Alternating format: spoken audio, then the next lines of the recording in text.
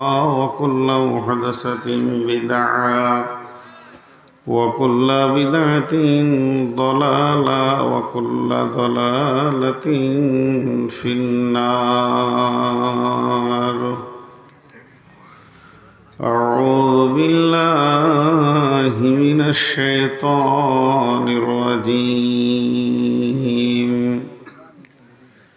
ليس البر أن تولوا وجوهكم قبل المشرق والمغرب ولكن البر من آمن بالله واليوم الآخر والملائكة والكتاب والنبيين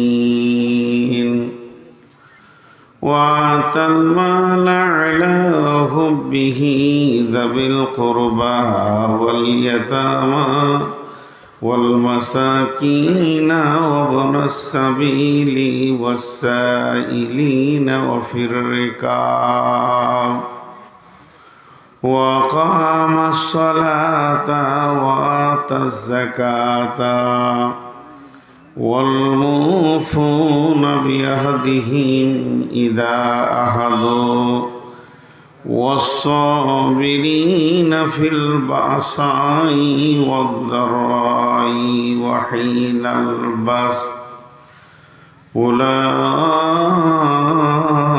الذين صدقوا وأولئك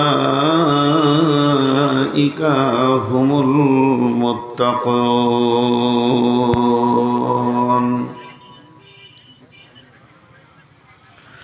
চোখে দেখি কত দৃশ্য তবু নাহি ভয়, ভয় করিবার শক্তি দাও দয়াময়। চোখে দেখি কত দৃশ্য তবু নাহি ভয়, ভয় করিবার শক্তি দাও দয়াময়। কারো পিতা কারো মাতা কারো স্ত্রী জন, কাহারো সাদের পত্নী তজিল জীবন। হাতে ধরে রাখি গোরে তবু নাহি ভয়, ভয় করিবার শক্তি দাও দয়াময়। চোখের সামনে দেখি আছে আছে নাই, মুখে পানি দিতে দিতে আপন বিদায় নেই।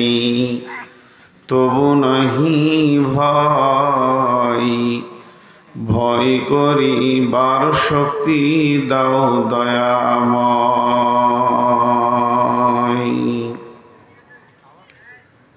শ্রদ্ধেয় সুযোগ্য আজকের সবার সভাপতি, উপস্থিত আকাশে তারকা সাদৃশ্য আলেম ওলামাবৃন্দ, সামনে আমার দিনদার ইমানদার মমিন ভাই সকল, পর্দা থেকে সুন্নেওয়ালি মোমেনা মা ও বোনেরা, প্রশংসা আল্লাহর, গুণগান আল্লাহর, গুণকীর্তন আল্লাহর। সার্বভৌমত্ব একচ্ছত্র মালিকানা যিনি রাখেন তিনি আল্লাহ। তিনি যা করেন ঠিক করেন তিনি আল্লাহ। যেনার কোনো ত্রুটি নেই তিনি আল্লাহ।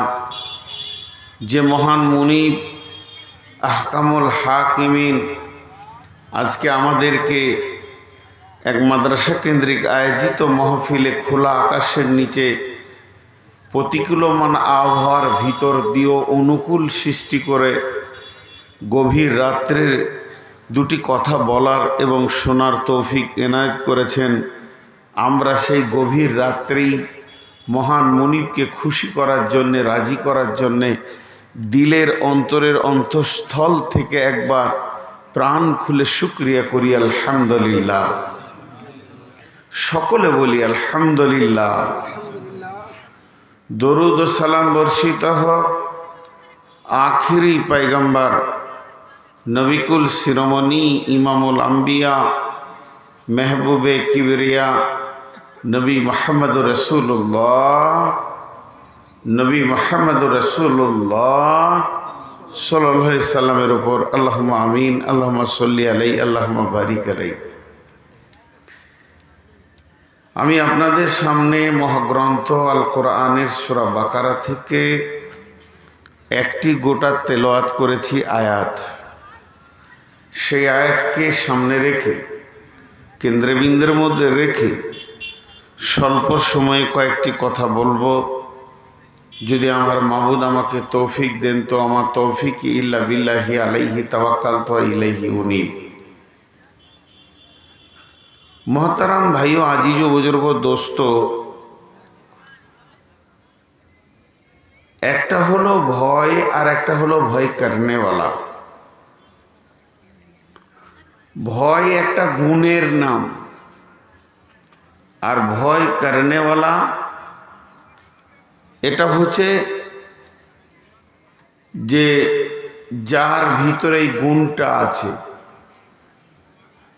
বাংলায় সহজ করে বুঝিয়ে দিই, ভয় মানে ভয়, যার ভিতরে ভয় আছে সে হলো ভীতু।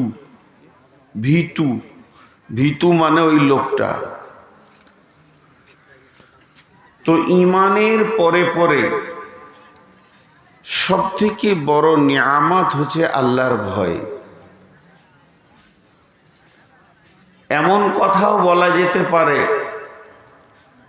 যার দিলে আল্লাহর ভয় নাই তার ঈমানই নেই। ঈমান কিন্তু ভয় নয়, ভয় কিন্তু ঈমান নয়। কিন্তু যার দিলে আল্লাহর ভয় নাই তার ঈমানই নেই, এটা বলা যেতে পারে। কেন? দেহ নাই আত্মা আছে এটা হতে পারে না। দেহ কিন্তু দেহ, আত্মা কিন্তু আত্মা। দেহ আত্মা নয় আর আত্মা দেহ নয়। কিন্তু দেহ আছে তো আত্মা আছে, দেহ নাই তো আত্মা নাই, আর আত্মা নাই তো দেহও নাই, পচে যাবে। এই দুইজনা যেমন অদত জড়িত, একজন আরেকজনকে দরকার, অবশ্যই দরকার, অপরিহার্য দরকার, তেমনি ঈমান যে দেহে থাকে তার নাম আল্লাহর ভয়। ঈমানের থাকার জায়গা হলো ভয়। ভীতুর দিলে ঈমান থাকে। আর আমরা একটু উল্টা হয়ে গেছি, উল্টা। এখনকার মানুষ উল্টা চলতেই ভালোবাসে। আর ছোট থেকে উল্টা কবিতাও পড়ানো হচ্ছে। সুকুমার রায়ের কবিতা, এক যে ছিল মজার দেশ সব রকমই ভালো, রাত্রিবেলায় বেজায় রোদ দিনে চাঁদের আলো। জীবনে হবে? রাত্রিবেলায় বেজায় রোদ দিনে চাঁদের আলো। তো কবিরও মাথা গেল আর যে পড়ছে তারও মাথা গেল। উল্টা। আমাদের সমাজে সব থেকে মূল্যবানকে, আমাদের সমাজে কোন লোকটা বেশি মূল্যবান? ভাটল এলাকায় কোন লোকটার দাম বেশি? ওই লোকটা যে চায়ের দোকানে বসে চা খেতে খেতে আড্ডা দিতে দিতে মাঝে দুবার বলবে আমি কাউকে ভয় করি না, ওর দাম বেশি। আর কোরআন বলছে যার দিলে আল্লাহর ভয় বেশি তার দাম বেশি। ইন্নাল্লাহা আকরামাকুম ইনদাল্লাহি আতকাকুম। আল্লাহ তাবারাক ওয়া তাআলা ওকেই বেশি ভালোবাসেন যে বেশি আল্লাহকে ভয় করে। চেঞ্জ হয়ে যাচ্ছে, আমাদের সঙ্গে কোনো কথাটা মিলছে না। ভীতু, একে বেশি আল্লাহ পছন্দ করেন, কাছে করেন, নিকটে টানেন। দেখেন, দেন একটু করেন দেন। আল্লাহ তাবারাক ওয়া তাআলা আল্লাহ তাবারক ওয়া তাআলা গোটা কোরআনটা দিয়েছেন, এটা একটা নিয়ামত, এটা হলো সাবিল, এটা হলো হেদায়েত, এইটাই হলো নূর, এরই নাম সিরাজ, এরই নাম তরিক, এরই নাম কিতাব, এরই নাম কিতাব, এরই নাম তানজিল, এরই নাম হেদায়া, এরই নাম নাবা, এরই নাম আল্লাহর সব থেকে বড় নিয়ামত নূর, আলো, জ্যোতি, রাস্তা, হেদায়াত, সব কিছু খুঁজে পাবেন এর ভিতরে। তো এই দামি কিতাবটা কে বুঝবে? এই কিতাবটা কে বুঝবে? যে আরবি জানে সে পড়তে পারবে, যে ব্যাকরণ জানে সে তার মানে করবে, যে তাজবিদ জানে সে সহি করবে। আল্লাহ এগুলো বলেননি। আল্লাহ কি বলছেন? বিসমিল্লাহির রহমানির রহিম, আলিফ লাম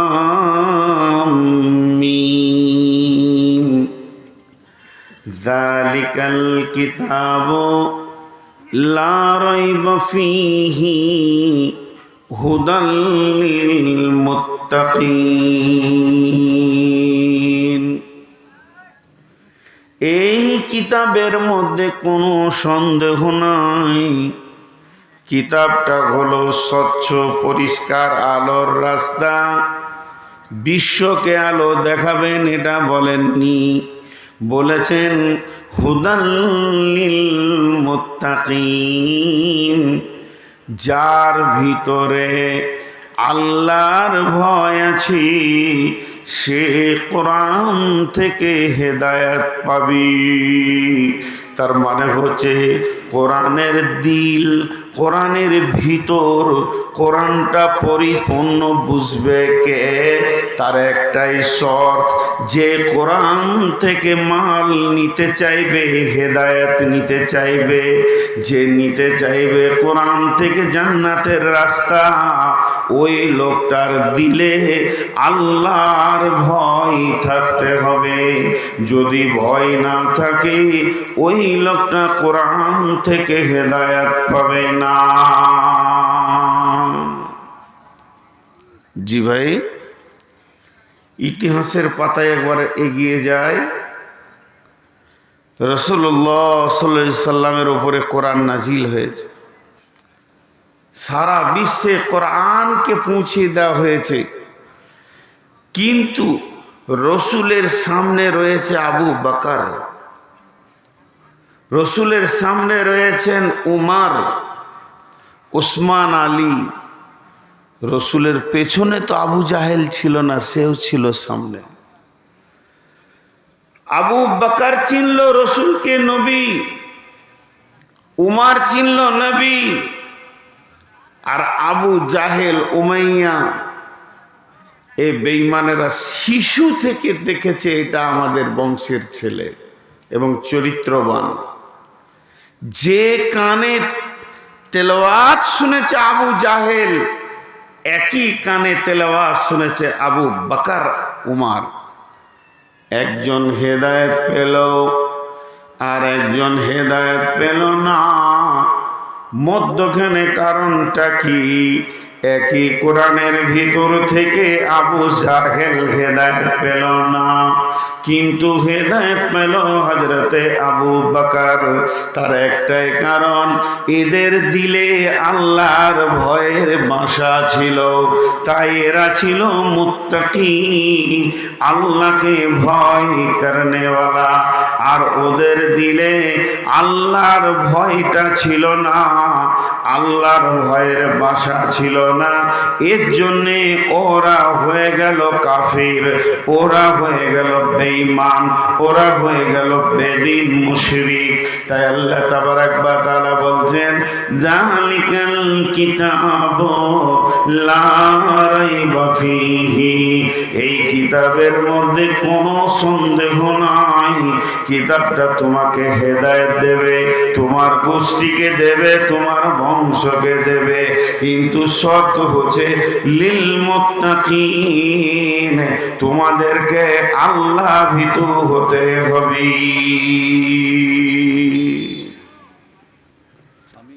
ভয় একটা নিয়ামত। আর 2-4 মিনিট এর উপরে কথা বলবো। মেন আয়াত যেটা পড়েছি সেখানে আমি ফিরে চলে যাব, বেশিক্ষণ এই ভূমিকায় থাকবো না। এটা 1 নম্বর গেল।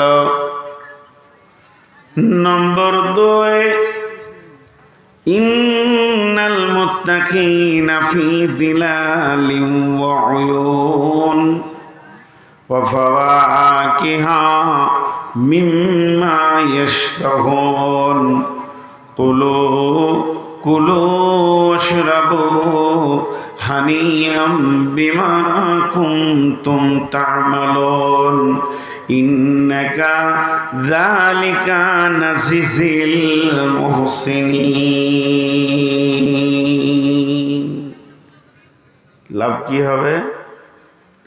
আমি যদি আল্লাহ ভীত হয় তা লাভ কি হবে? জি ভাই, কোন লাভ হবে? কোন আমার প্রতি আল্লাহর অনুগ্রহ আসবে? আপনি রায়গঞ্জে যান, আপনি বারসই যান, যত ট্রেন আছে চাপেন, আর কলকাতা যান, কেউ আপনাকে খেতে দেবে না, পান করতে দেবে না।